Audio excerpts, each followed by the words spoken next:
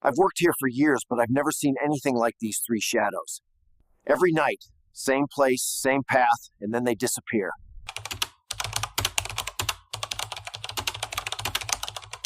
Have you ever looked at someone and realized there was no one there to look back? I'm not talking about a blank expression or an emotionless face. I'm talking about a complete absence of features. No eyes, no nose, no trace of humanity. Just a flat, cold, silent space, as if someone had erased a human being's identity. I saw it once. And ever since that night, every time it rains, I feel as if something is watching me from the shadows of the Tombstones. It was a Friday, late September. The town. Where I live is small, almost forgotten on the map of the United States. It's the kind of place where stories spread quickly, and where old cemeteries are left to weather and rain to do their work. I'd been working as a gravedigger for over 10 years, and that night I was called in quickly to check on some graves in the old section that were threatened by flooding. The forecast said the storm would be severe, but no one imagined the wind would blow with such fury that it seemed to drain the heat from one's body. The cemetery's iron gate groaned with every gust of wind, each creak echoing like a warning. The ancient twisted trees swayed like arms reaching for the sky. My boots sank into the mud with every step, and the flashlight trembled in my hand, not just from the cold, but from a strange feeling that I wasn't alone. It was as if every shadow moved at the edge of my vision. The air had a different weight, a humidity that clung to my skin and seemed to drag dark thoughts into my head. And then, in the midst of that silence, broken only by the sound of the rain, I thought I saw something, or someone, moving slowly among the tombstones. To this day, I don't know if in that split second my body sensed the danger before my mind did, or if it was just instinct warning me not to take another step. But I did, and that's when it all began. I thought it was just a lost visitor, someone who couldn't wait for dawn to visit a loved one's grave. But as the flashlight's beam reached the figure, I realized it was nothing I'd ever seen before. If you enjoy real and disturbing stories like this, subscribe to the channel now and leave your like so we can continue bringing you stories you'll never forget. My name is Richard Moore, though here in town, almost everyone just calls me Rick the Gravedigger. I don't mind. There's something liberating about being remembered more for my work than my personal life. Perhaps it's because, deep down, I've always felt more at home among tombstones than among living people. I grew up in this very town, the only child of a war veteran and a retired teacher. From a young age, silence never frightened me. On the contrary, it was where I felt safe. Perhaps that's why, when the vacancy at the municipal cemetery became available, I accepted without a second thought. Working there meant caring for stories no one wanted to remember. It meant watching over the eternal rest of strangers and acquaintances, repairing ancient fences, cleaning moss-covered marble, and sometimes attending silent funerals where the only voices were those of the wind and hurried prayers. 10 years later, I knew every corner of that cemetery, the hidden paths, the trees that withstood storms, the nameless tombstones, and those that seemed to be visited by someone no one had ever seen. That rainy night, I was called in at the last minute because the accumulated water threatened to submerge 2 ancient tombs. The area where they were located was practically forgotten. Rarely anyone appeared, and when they did, it was only to take tourist photos or out of pure morbid curiosity. I carried only a handheld flashlight, a small shovel, and a set of keys to open and close the iron gates. As I walked across the grounds, I noticed something was different about the night. It wasn't just the cold. It was an unnatural, heavy silence, as if even the crows had decided to hide. The sound of rain hitting the hood of my coat drowned out my own thoughts, and for a moment I felt like I was walking in a space suspended in time, where each step echoed louder than it should. It was in this state, somewhere between routine and an inexplicable discomfort, that my eyes once again caught sight of that white silhouette moving slowly through the shadows. I wanted to believe it was just someone in a hurry trying to get out before the gate was locked, but there was something about the way that figure moved, something that made me completely forget about the flooded tombs and pay attention only to her. The dim light of my flashlight dragged over the tombstones as if weighted, revealing fragments of faded names, tilted crosses, and small vases knocked over by the wind. With each shifting beam, the silhouette ahead seemed closer, as if the rain were a veil hiding and revealing her at the same time. It was a woman, at least the shape of her body suggested so. Her white dress, now soaked, clung to her slender frame, and her long hair, dark as the sky, hung heavily over what must have been her face. She walked slowly, unhurriedly, as if lost in thought or performing some silent ritual. With every step I took, rainwater dripped down my collar and onto my back, but I couldn't take my eyes off her. Something about her posture bothered me. It wasn't that I was walking alone at night in a cemetery during a storm. It was something else, an absence, as if she didn't occupy the space the way ordinary people do. I tried calling out to her, at first subdued with a hey, almost swallowed by the wind. No reaction. I raised my voice, this time with a firmer ma'am, which echoed down the narrow corridor between the graves. Still, she didn't break stride, didn't look back, didn't show she'd heard anything. That's when I decided to get closer. The mud sucked at my boots. Each step was an effort, and the rain, instead of easing, seemed to fall harder on me. When I finally managed to illuminate the upper part of his body, the world around me seemed to distort. The beam of the flashlight revealed what I hadn't wanted to believe until then. Where eyes should have been, there was only a smooth, uniform surface, pale as porcelain. No nose, no mouth, nothing that could be called a face. Just a natural mask, as if time itself had erased any trace of humanity. My heart raced painfully, and I felt my fingers tighten around the lantern. The figure continued walking, oblivious to my astonishment, gliding between the tombstones as if floating.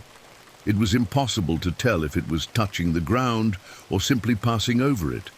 At one point it tilted its head slightly, not to look at me, but as if listening to something distant, and then disappeared behind a group of ancient mausoleums. For a moment I stood still, unable to decide whether to run or follow her. Something inside me told me not to go, but there was an even greater force, pushing me to discover what she hid behind those cold stone blocks. And when I turned around, expecting to find her on the other side, I realized there was no one else. Just an open tomb, as if it were waiting for an occupant who had not yet arrived.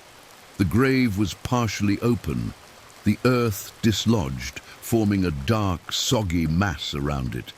The coffin's stone lid was dislodged, leaving a gap just wide enough for rainwater to trickle in, producing a hollow, steady sound, like drops falling into an abandoned cellar.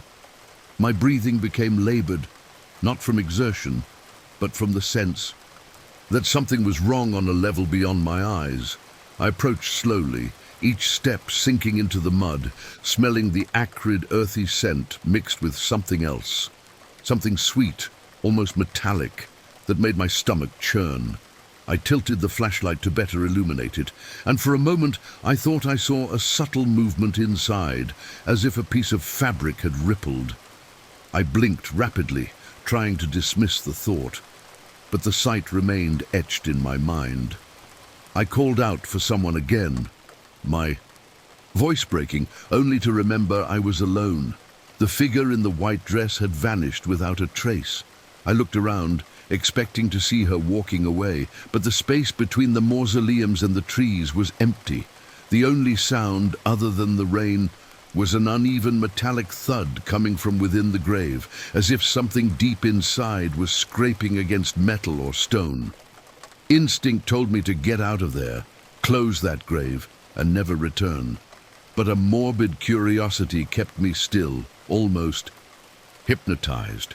I bent down a little lower to try to understand where the sound was coming from, but a gust of cold wind hit me from behind, making me lose my balance and rest my hand on the muddy edge. At that moment, I felt a chill run down my spine, as if something or someone was standing directly behind me, watching me. I didn't have the courage to turn around. I remained frozen for what felt like minutes until the metallic sound abruptly ceased.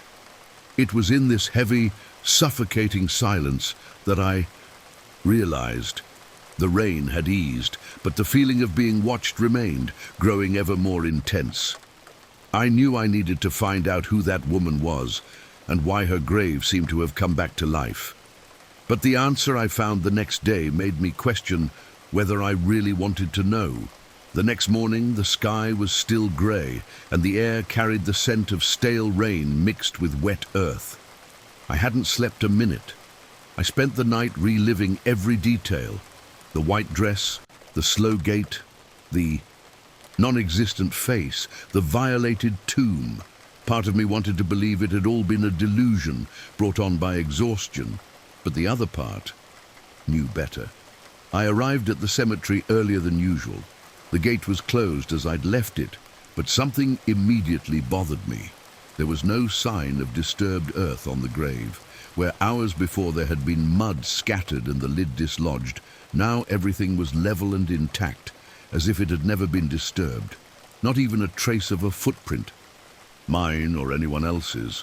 This detail drew me to the archives room, a narrow, stuffy room in the cemetery's administrative building.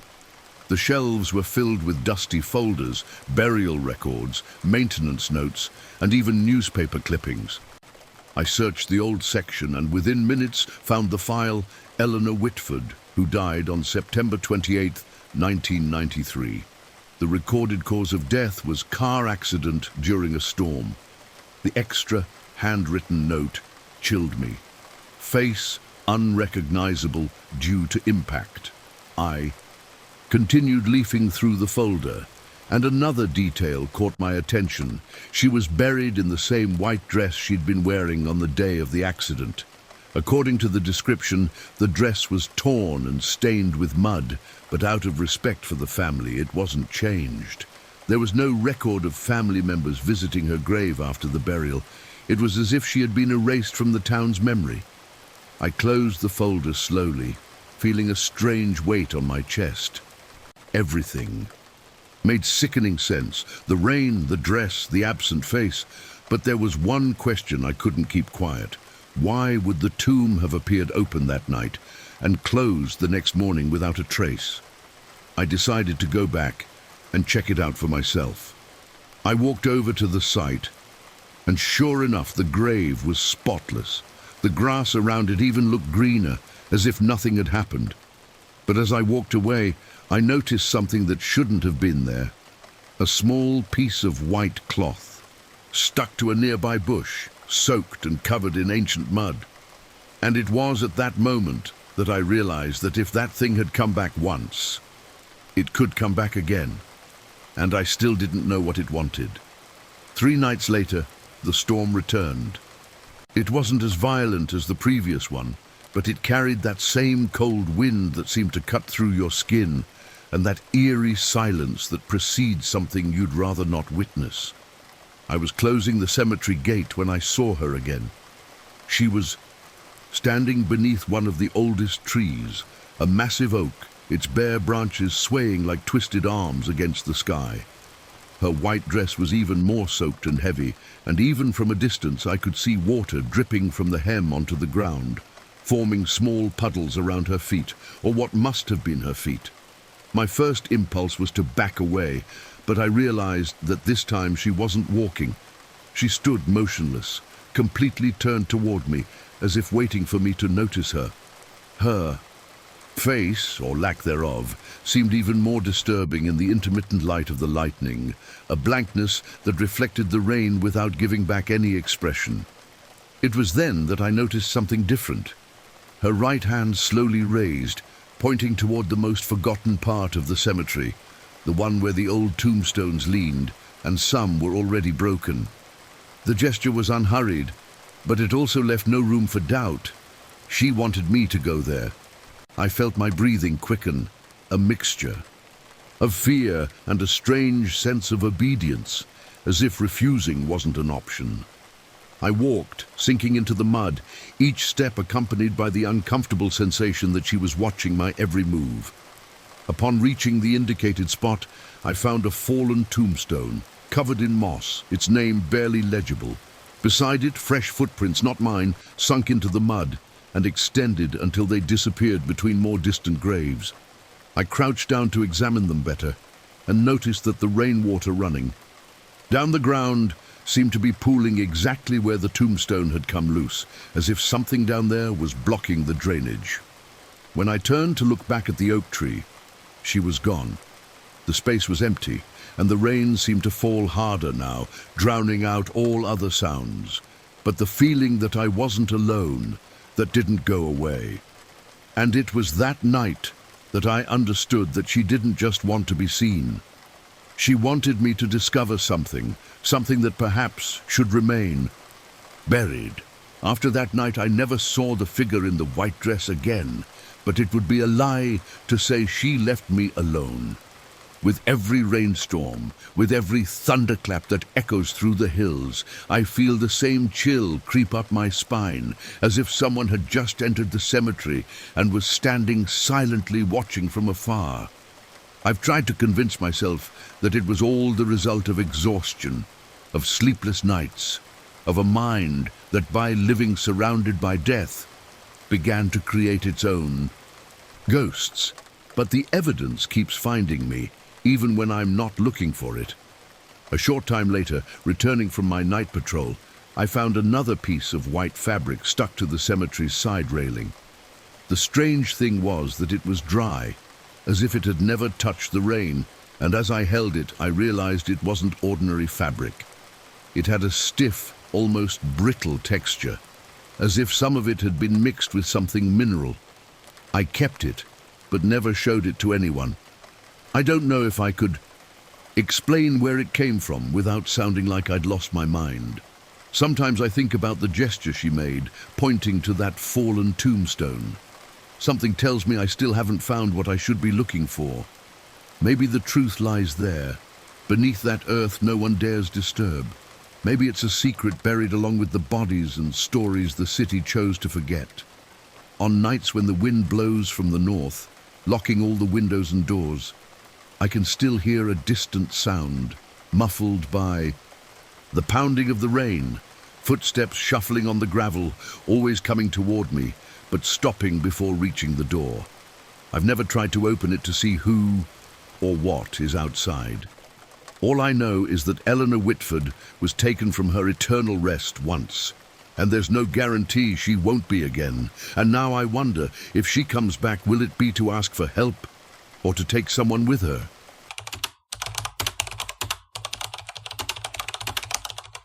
Have you ever seen someone dig their own grave in the middle of the night? I'm not talking about a movie scene or some tall tale told around a campfire. I'm talking about something real, something I witnessed with my own eyes, in a silence so heavy that even my breathing felt out of place.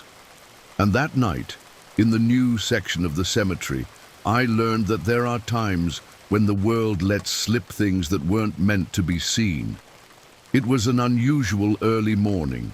The sky was clear, but the atmosphere felt charged, like the moment before a storm that never arrives. The new area of the cemetery was different from the old. The grass was still young, the headstones precisely aligned, the streetlights scattered at distant intervals, creating pale islands of clarity between long corridors of shadow. There was no wind, no rustling of leaves, no sounds of nocturnal animals. It was as if the entire space was suspended, awaiting something only I was about to witness. I walked slowly, flashlight in hand, feeling the weight of the silence. It was the kind of stillness that begins to feel oppressive as if the air were growing thicker with each step. That's when my eyes caught sight of, at the edge of the darkness, a shape standing erect, tall, motionless, and beside it an open rectangle in the ground, dark as a bottomless pit. At first I thought it was an intruder, perhaps a vandal or worse, someone trying to steal something from a fresh grave. The figure was holding a shovel. That was strange enough. No normal visitor brings a shovel to a cemetery in the middle of the night. But there was something even more disturbing. The rigidity. He didn't seem to breathe, didn't change his posture. He just stood there, like a statue at the edge of a freshly dug grave. My first instinct was to shine the flashlight directly at him, but a part of me hesitated. And it was in that split second that something inside me began to scream that I was about to see something I couldn't erase from my memory. I could have turned around at that moment, pretended I hadn't seen anything, and continued my patrol as if it were just another ordinary night. But no. I kept going, and each step brought me closer to a truth I might not have been prepared to face. My name is Samuel Grayson, but no one around here remembers to call me by my first name. To everyone, I'm just the Gravedigger, the man who spends more time among the dead than the living. I don't mind it. In fact, I find it easier. Living people ask questions, want explanations, demand answers. The dead don't. They remain silent, and silence has always been my territory. I've worked at the municipal cemetery for almost 15 years, and in that time I've learned that the nighttime routine is as predictable as it is treacherous. You can go weeks without anything happening, and then, in a single dawn, something shatters that tranquility and makes you question everything you think you know. That week, I'd received orders to step up my night patrols. Some graves had been vandalized, and rumors of teenagers invading the new area began to circulate around the city. So that night, I was in the most remote sector, where the streetlights merely created illusory circles of security, leaving large spaces plunged into shadow. With each step, the flashlight illuminated only a few meters ahead, and the rest was lost in a dense darkness that seemed to absorb the light. The new area always bothered me in a different way. There was no history in the tombstones, no marks of time on the stones. Everything was so recent, so tidy, almost sterile, and precisely because of that, every little detail out of place seemed more obvious. Perhaps that was why I noticed so quickly the figure standing over the open grave. It didn't move, didn't react, and its rigid posture made me sense something was wrong, even before I realized what I was holding in my hands. I kept walking, trying to keep my breathing under control, feeling my footsteps echo in a space that seemed larger than it actually was. And it was like that, in this slow, inevitable progress, that I began to realize that this wouldn't be just another night of work. I didn't know it yet, but with every meter I got closer, it wasn't just the distance between us that was decreasing. It was also the limit between what I considered real and what was about to haunt me forever. Gradually, the beam of my flashlight began to outline what I already knew to be a man. He was tall, taller than anyone I remembered seeing there. He wore dark clothes, but they weren't like those of a visitor or someone working. They were heavy, without visible details, as if designed to erase any identity. The shovel in his hands gleamed faintly as the light reached him, the metal wet with dew, reflecting almost coldly, sharply. The most unsettling thing wasn't his still posture or the fact that he was there alone in the middle of the night. It was the way he seemed to be in the midst of absolute silence. It wasn't just the absence of sound, it was as if everything around him had stopped. No insects, no distant sounds from the city, not even the rustle of leaves in the wind. As if the night itself had stopped breathing. The grave beside it was open, a perfect rectangle dug into the still, fresh ground of the new area. The removed earth formed a mound beside it, and I could clearly see the shovel marks on it. It was clean, precise work, as if it had been done calmly and with time. But I knew that if it had been the work of an employee, I would have been informed. And if it had been a vandal, there wouldn't have been that almost professional precision. I called out to him, my voice lower than I intended, and it was at that moment that something began to change. Slowly, he turned to face me. The flashlight's light, unsteady in my hand, traveled up his torso, reached his neck, and stopped on his face, or rather, on what should have been his face. There were no eyes, nose, or mouth. Just a smooth, pale, expressionless surface, a lifelike mask that seemed made of skin stretched to the point of impossibility. My entire body stiffened. The lantern trembled more, and I noticed the air around me felt colder. He didn't move immediately, just stared or tried to stare, with that disturbing absence where a gaze should have been. Then, unhurriedly, he inclined his head slightly and stuck the shovel back into the earth, as if finalizing something already decided. With each movement, I felt the ground beneath my feet grow more unstable, as if the cemetery itself didn't want me there to witness it. I should have backed away, but instead, I took a step forward, unable to accept that the scene was just a figment of my imagination. And it was in that reckless step that I realized I wasn't just looking at a stranger. I was looking at something that didn't need a face to mark me for life. I'd seen strange things in the cemetery before. Whispers where there was no one, shadows moving against the light, objects shifting on their own. But nothing, absolutely nothing, compared to what stood before me that early morning. The absence of features on that man's face wasn't just a physical detail. It was a denial of human existence itself, as if he were an unfinished mold, something that should never have been completed. He remained motionless for what felt like hours, and then with a slow, deliberate movement, he drove the shovel deep into the earth. The muffled sound of the metal cutting through the ground echoed unnaturally clearly in the silence around us, as if we were in a confined space, each noise taking on greater weight. My body responded with a shiver that ran through every vertebra, while my hands began to sweat to the point where I almost lost the flashlight. The distance between us was just over 10 meters, a short enough space that if he decided to move, I wouldn't have time to react. And yet, he didn't seem interested in advancing. He simply pulled the shovel from the ground, lifted it again, and sank it in again, repeating the gesture with the calm of someone carrying out a task that cannot be interrupted. I felt an almost irrational urge to ask what he was doing, but I knew I wouldn't get an answer. Not because he didn't want to, but because looking at that empty face, I realized he had no way to answer. The absence of a mouth wasn't just physical, it was symbolic. It was as if he were the very embodiment of eternal silence.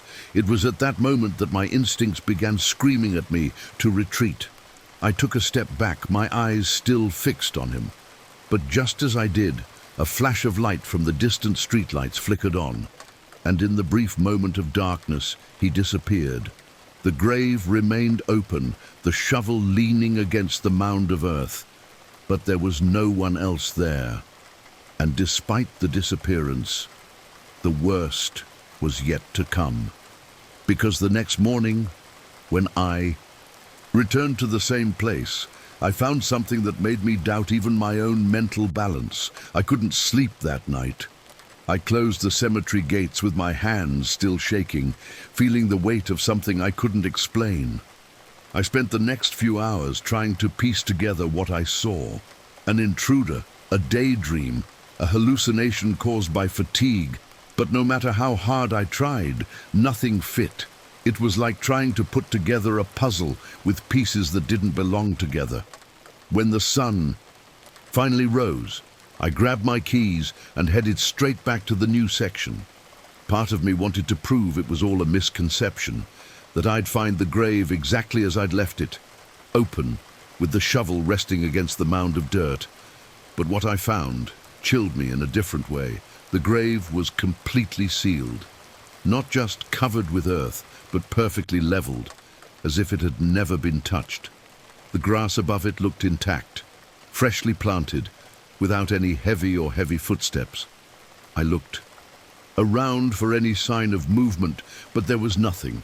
No tracks, no footprints, not even marks in the damp earth. It was as if the scene of the previous night had been erased from the world. Still trying to process what I was seeing, I decided to go to the records room. The new section's file cabinet was small and easy to navigate. I flipped through page after page, looking for any recent burial records in that area. Nothing. There were no service notes, no burials scheduled for that lot. Officially, that space was empty. But the most disturbing part was when I walked back to the site, determined to take a closer look, half expecting to find some hidden clue. As I surveyed the immaculate lawn, I noticed something in the corner, nearly obscured by the low weeds. A piece of dark, smooth, polished wood that seemed to have been ripped from something larger. Picking it up, I immediately recognized the smell. Coffin wood, imbued with that sweet, unpleasant odor only those who work with burials know. I held the fragment for a moment, a chill running down my neck. It didn't make sense. There was no record of a coffin there, and yet a part of it was now in my hands. It was at that moment that I realized maybe what I'd seen the night before wasn't over. Maybe it was just a harbinger of something yet to come, and I had no idea who or what he'd come for. I spent the next few days trying to put it out of my head, but the image of that non-existent face kept returning, as if burned into my memory. At first I thought the feeling of unease would subside, that over time I'd be able to convince myself it was just another one of the strange stories we accumulate while working nights in a cemetery. But the opposite happened. His presence seemed to grow, even in my absence. I began having recurring dreams, always the same scenario: the new cemetery area, the open grave, and the constant sound of a shovel digging into the earth. I couldn't see the man, but I felt he was there, somewhere behind me. The sound wasn't quick or hurried, it was rhythmic, methodical, as if each movement were part of a ritual. I woke up sweating, with the distinct feeling that if I turned around in that dream, I would see something I shouldn't. It was then that I remembered old stories I'd heard when I was young, tales that told of figures who appeared to dig empty graves as an omen of death. They said that if you witnessed this scene, it was because that grave was reserved for someone close to you, or even for yourself. I'd never believed in that kind of superstition, until now. What disturbs me most is not just the absence of features, but what it represents. Death, in the human imagination, almost always has a face, a skull, a spectre, a hooded figure. But what I saw was the opposite. An absolute emptiness, as if identity didn't matter. Perhaps that was the message. Death doesn't need a face to do its job. It just stands there, silent, preparing for the inevitable. And ever since that night, every time I pass through the new sector, I smell the freshly turned earth, even when no burials are scheduled. And in rare moments of absolute silence, I think I hear the muffled sound of a shovel cutting through the ground, always with that same slow, precise cadence. Since that night, the new sector has ceased to be just another part of my work. It has become a territory I observe from afar, as if it were alive and breathing beneath the surface. No matter how many sunny days pass, the memory of that figure beside the grave remains. It's like a mental photograph that never fades. Sometimes during my patrols, I feel the same shift in the air I felt that morning. The silence grows heavier, as if even the sound of my footsteps is absorbed by the ground. At these times, my eyes turn to the spot where I saw the open grave, and even though nothing is visible, I feel as if something is waiting for me, patiently. One morning, I found a mark in the mud. earth discreet but impossible to ignore, a narrow furrow, like the trail left by a shovel being dragged. It ran straight for a few meters and disappeared at the edge of the lawn, just where the streetlights couldn't reach. No one else noticed, or at least no one commented. I said nothing. I've learned that certain things, when said out loud, seem to gain more power. I've avoided walking by there alone at night, but not because I fear what I might see. It's because I fear what you might not see, and yet know it's there. The emptiness where a face should be, the still posture, the patience of someone digging, knowing that sooner or later, the right occupant will appear. I don't know who that grave was being prepared for. Maybe for someone I haven't met yet. Maybe for myself. But there's a dark, uncomfortable part in admitting that if he returns, I'll want to see him again. Not out of courage, but because some answers can only be found by facing the unknown, even if the price is not. And coming back the same. And now I ask you, if in the silence of the early morning you saw someone digging an unmarked grave, would you have the courage to approach it to find out who it was for?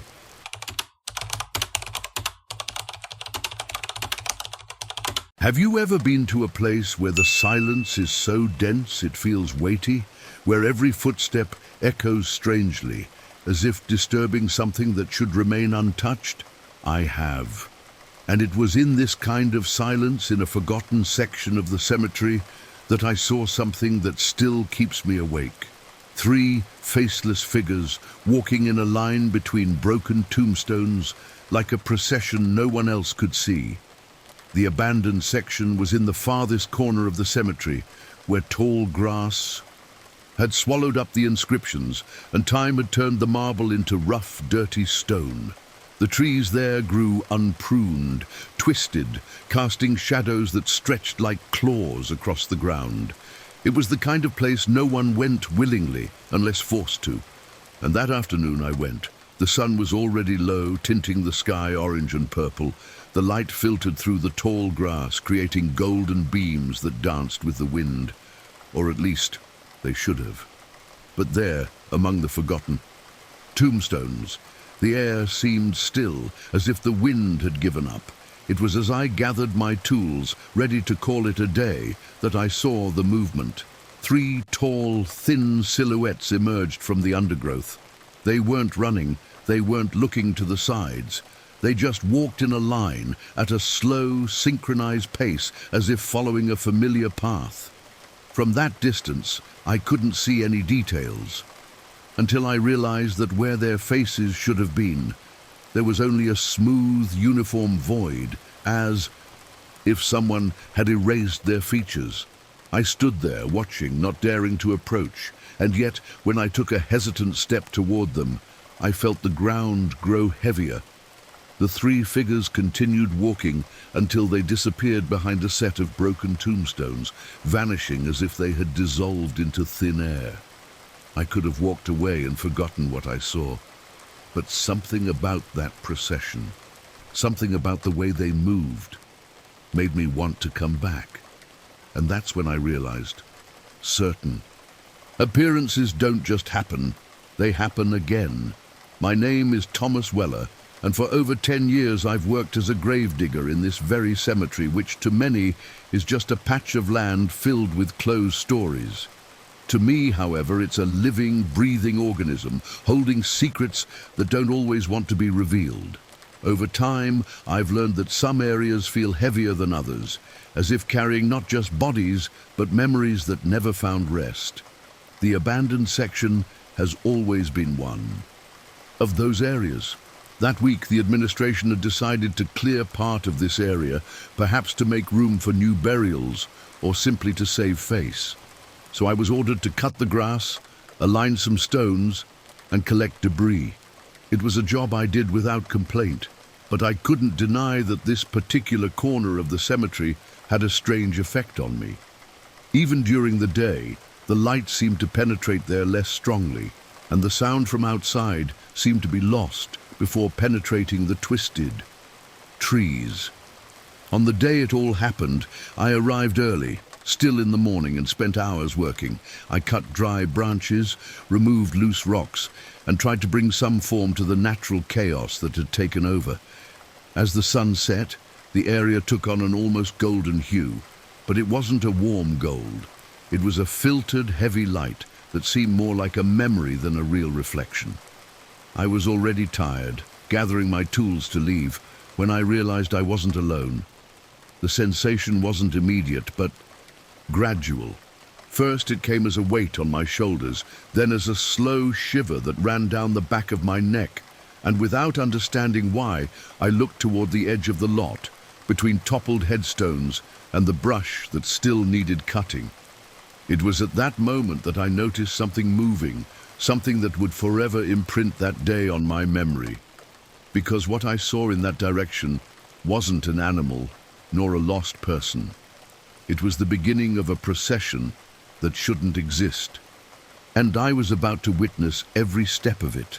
At first, I thought it was a play of light and shadow, the low sun streaming through the trees, casting elongated silhouettes on the ground, could have fooled anyone. But as I stood still, I realized the shapes were moving independently, oblivious to the breeze and the irregular swaying of the branches. There were 3 of them, 3 tall, thin figures slowly emerging from the tall grass, walking side by side, or rather in single file, as if following a pre-established route mapped out long ago. The golden light of dusk outlined its contours, but revealed no familiar details. Where there should have been a face, there was only a smooth, continuous surface, as if the skin had stretched to erase any identity. There were no eyes, no nose, no mouth, just a pale void that reflected the light almost artificially. The effect was unsettling, and at the same time, impossible to ignore. They walked slowly, each step measured with the precision of someone who knows the route by heart. They didn't look to the sides, didn't react to my presence, and didn't seem to touch the ground completely, as if there was a tiny distance between their feet and the earth covered in dry leaves. I had the strange sensation that they weren't there in the same way I was. The ambient sound seemed to change as they approached. A distant bird's song ceased. The wind, which had previously swayed the treetops, seemed to suddenly stop. Even the rhythmic beating of my heart became louder, and my every breath echoed in my head, as if it were too much noise for the moment. I grabbed the flashlight strapped to my waist and took 2 steps toward them. At that moment, without breaking stride, they turned left, disappearing behind a set of broken tombstones. It wasn't an escape, there was no rush. It was as if they'd completed a journey and simply disappeared at the final stop. I ran to the spot to try to see them again, but on the other side, there was nothing, just more tall vegetation and the distant sound of dry leaves rustling in the returning wind. No tracks, no marks on the ground. It was as if they had never been there. I stood there for a few minutes, trying to find a logical explanation, but all I could feel was that I had witnessed a fragment of something that was repeating itself, something that didn't need my presence to happen. And it was precisely this feeling of repetition that made me come back the next day, at the same time, without knowing that I was about to confirm a pattern that perhaps it would be better not to understand. The next day, I spent the entire day torn between reason and curiosity. Part of me wanted to believe that what I'd seen was just a trick of the light mixed with fatigue. But the other part, the one that hadn't been able to sleep the night before, knew that if I returned at the same time, I might confirm something that logic couldn't explain. And that's exactly what I did. I arrived at the abandoned area just before the sun began to set. The light filtering through the trees created that golden hue again, like a veil over the ancient tombstones. The air was still, so dense it felt like it pressed against my skin. I remained still, flashlight in hand, but without turning it on. I wanted to see if everything would begin exactly as it had the day before. And then, in the far corner of my field of vision, between the brush and a fallen stone cross, they appeared. 3 figures, walking in a line with the same slow, precise cadence. The first and last appeared to be the same height, but the one in the middle was slightly shorter, as if younger or hunched over. The sight of this difference sent a chill down my spine that I couldn't explain. I followed their movements carefully. The formation was identical, the path too. Each step seemed repeated with the precision of a ritual. As they approached the row of broken headstones, they turned left at the same point, disappearing exactly where they had vanished before. I ran there again, hoping to catch them by surprise, but as before, there was nothing but silence and a light wind rustling the leaves. No footprints, no marks on the vegetation. It was as if that procession were only a memory, and yet I could see it. I stood there, staring into the empty space, and a question began to form in my mind. Why always in the same place? Why always at the same time? I needed answers, and to find them, there was only one way: return the next day, but this time not to observe, but to investigate where those figures came from and where they were really going. I spent the 3rd night without going to the section, not out of fear, but because I knew I needed to prepare myself differently. If those figures were stuck in a pattern, perhaps there was a reason, and that reason was likely tied to the history of the place. The next day, as soon as I finished my shift, I went to the cemetery's small records room. It was a narrow room, with metal cabinets that creaked when opened, and the smell of old paper lingering in the air. I began searching for the exact location of the figures. The records were old, some dating back more than 50 years. Leafing through the yellowed pages, I found a map of the abandoned area, with notes on each grave. It took me a few minutes to locate the 3 that lined the same path I'd seen those shadows follow. Next to each of them, the same observation: unidentified. Body no names, no ages, no family records. Just dates and a brief description, found together. I continued searching for additional information and, in a book of old occurrences, found the corresponding entry. 3 bodies discovered in the woods near the city in an advanced state of decomposition, buried without official ceremony. The detail that made me freeze was the last sentence: cause of death, homicide, case unsolved. There were no photographs, only vague accounts of how they were found. But a handwritten note, almost hidden at the bottom of the page, caught my eye. The central victim appeared to be smaller in stature, possible teenager. The cold I felt wasn't just because of the content, but because of the immediate connection with what I had seen. The figure in the middle, slightly shorter than the others. I closed the book slowly, as if the simple act of reading had awakened something dormant. The procession I had witnessed was not random. They were walking through the space where they were buried, repeating a path that might be the last they ever took in life. But if that was the case, then why appear to me? I left the room feeling that, by discovering the story, I had opened a door I couldn't close. And I knew the only way to fully understand it would be to go back at the same time and wait to see if the repetition held more than I imagined. Because if those apparitions were a call for justice, I needed to know what or who they wanted me to find. I returned to the abandoned area the following night, carrying not only the flashlight, but also the weight of the information I had uncovered. Knowing that those 3 graves belonged to victims of a brutal, unsolved crime completely changed the way I viewed that procession. They weren't just shadows, they were echoes of an interrupted moment, repeating itself before anyone brave enough or unlucky enough to watch. I arrived early to observe the site while it was still light.